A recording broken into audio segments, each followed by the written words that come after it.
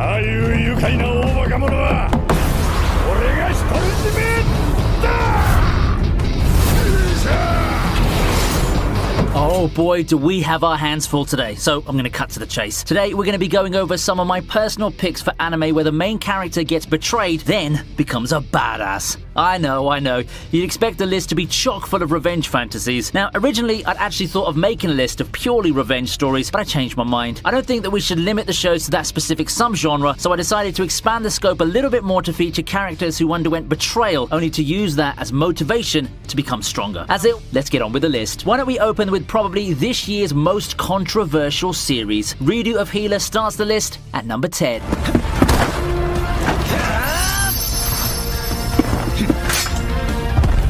Now, being a healer ain't easy, you know. In online games and fantasy worlds, one wrong move and your entire party gets wiped. One mistiming and the entire raid is lost. While healers carry such a heavy responsibility, their skill set also makes them very high in demand and unfortunately prone to being taken advantage of. Kiaru's bright future as the world's greatest healer never materialized. Instead, he ends up on the path of torture and abuse. But fortunately for him, he has in him the greatest ability of all time, a healing spell so strong that it allows him to wind back time. Carrying the anguish of his past, the time for vengeance has come, and it's going to be one hell of a show. Redo of Healer takes some of the popular elements in revenge fiction and takes the more controversial aspects to the extreme, pushing the limits of what can be shown on TV with its violence, shock value, and its sexual content. But needless to say, I'll put in some content warnings here for those interested in watching it.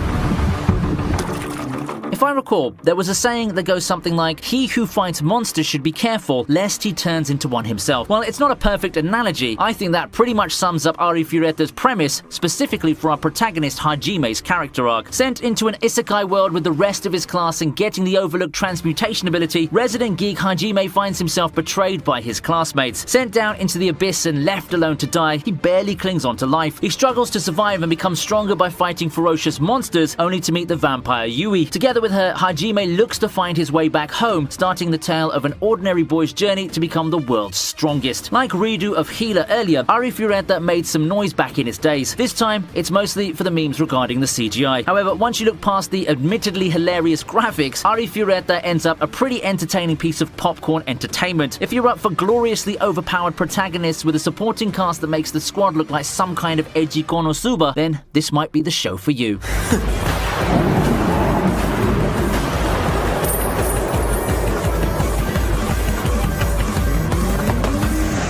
Next up is hit light novel adaptation Stigma of the Wind.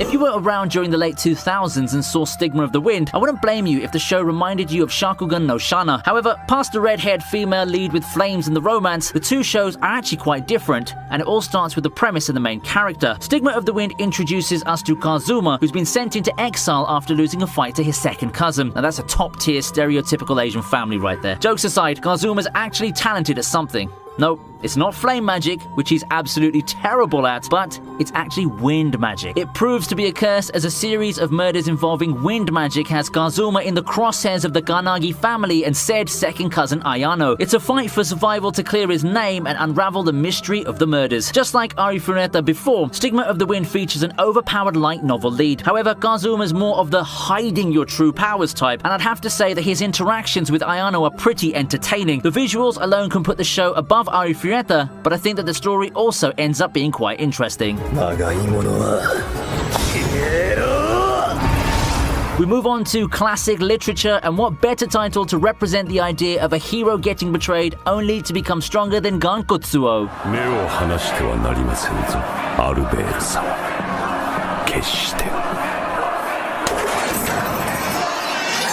The Count of Monte Cristo is probably the quintessential story about a person being betrayed and coming back stronger, so it's a no-brainer that an anime based on such book is on this list. Gankotsuo generally follows the story of the source material with some deviations. However, what I find the most striking about this show is its unique presentation. The art's already an eye-catcher, and while it may take a while to get used to, it gives the show its own unique look and appeal. While the adaptation style is loose, I'd say that the actual execution of the plot is still intriguing enough to keep me invested in the revenge story at hand. With the Count account of Monte Cristo becoming a legendary title amongst the revenge stories the world's seen, it's a given that Gankutsuo will have high expectations. I'd say that the story passes those expectations with flying colors, and I would vouch for this series. This is one of the shows that went under the radar, but the series is completely worth your time.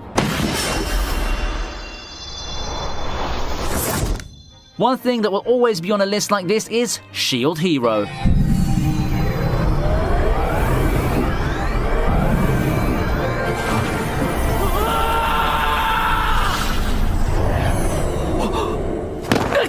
The way I see it, Shield Hero is the series that popularized the subgenre to the mainstream, and I'd say that the anime community couldn't have picked a better show for it. Shield Hero stars Naofumi, one of the 4 heroes summoned to defend the kingdom against waves of monsters. His promising journey starts off quite rocky, being framed for crimes and being shunned by his fellow heroes and citizens. Left alone with only his companion, the demi-human slave Raphtalia, the two set forth on a journey of redemption in order to protect the kingdom of Melromarc. I earlier claimed that Shield Hero is one of the best revenge series, but I meant that in terms of putting the subgenre on the map. It's not the best story by a long shot, but it's got a lot of little things that ensured its success. A sympathetic lead, a nice fantasy world, an easy to follow plot, and lots of cool and cute character designs. I know it's a bit polarizing, but I also really enjoy the dynamic between Naofumi and Raphtalia.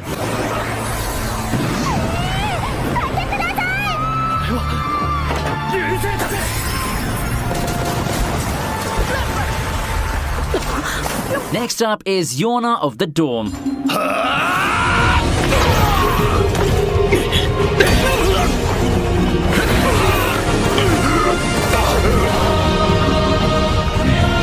We've seen this story before now, haven't we? Sheltered princess living a life of luxury before an internal betrayal turns that world upside down, sending her life spiraling into a living hell. While that happens, said princess starts to see the kingdom for what it really is as her horizons get broadened during the seemingly impossible quest to regain the throne. It's not the most unique of stories, but if there's one thing that managed to make that premise work so excellently, it's Yona of the Dawn. It's a great coming-of-age adventure that showcases some amazing art and a very captivating storyline. It also helps that the characters, down to the side characters, are well developed. Yona herself is a great protagonist that people root for, and I think that she plays the role of the naive heroine who gets an eye-opener very well. Due to its genre and the nature of the plot and characters, I'm not really surprised that the series isn't so mainstream. However, I do urge you to give this a shot. You won't regret it.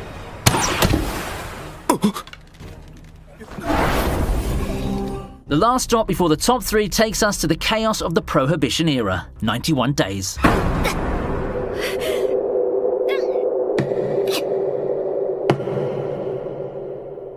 It's pretty refreshing to have such a Western aesthetic in anime for once, and I feel that it's rare for anime to cover some historical periods in America like the Prohibition era. The lawlessness and the anarchy of the era is made all the more evident with the start of the story, which sees Angelo's family being murdered by the Mafia. Now, as we all know, tragedy only fuels the fire in the heart of the survivor, and young Angelo leaves the town and rechristens himself Arvilio. 7 years later, he finds himself back in town. With vengeance in sight, he quickly encounters a member of the Mafia family responsible for his family's death, and thus begins the first step to his 7-year plan of finally exacting revenge. Overall, 91 Days is a gripping thriller about a man's path to vengeance. It's a blood-stained path that will keep you in suspense, and you'll find yourself wanting more and more as the plot unfolds. I really recommend this show, and amongst the others on this list, I think that this is one of the most underrated shows out there.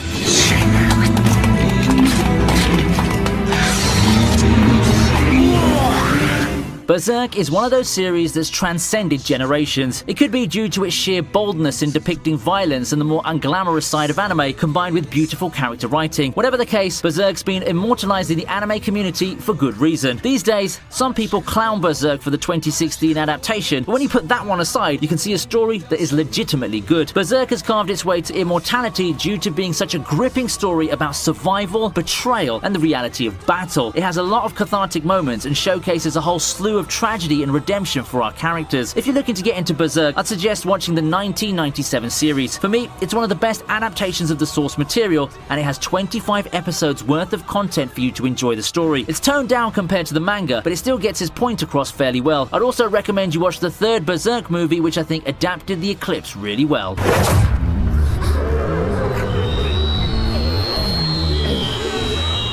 We proceed to second place with fan favourite Vinland Saga.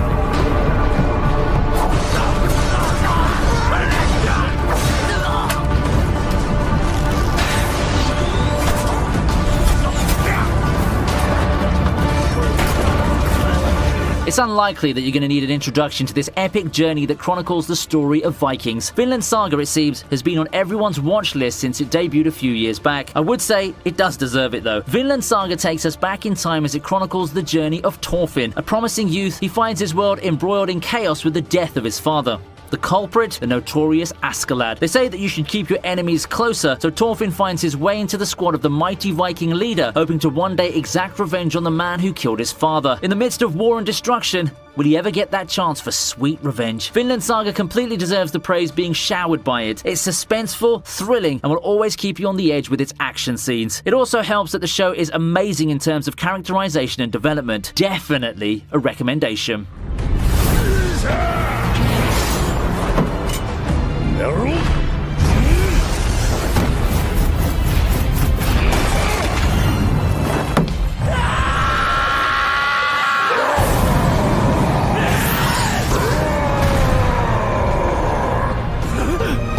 Considered by many to be one of the best anime, not just in modern times, but just all time generally, I think that not a lot would argue Attack on Titan's placement on this list. The show that sent shockwaves through the anime world that can still be felt today has all the makings of an animated masterpiece. It just amazes me how it manages to weave so many character stories, shocking twists, and foreshadowing together to create a series that will be remembered for years to come. It started out as a show about fighting monsters that captivated audiences due to its subversion of the usual anime tropes, but then it became very political and philosophical. It takes quite the genius to come up with a mix of those genres and make it work, but the madman Isayama did it. Or hate it, Attack on Titan is an amazing series that will endure the test of time, and I can go to any length as to why it's such an amazing series. Action, drama, a constantly evolving and immersive plot, it's just got everything, and that's why it's my #1 series featuring a main character coming back stronger after betrayal.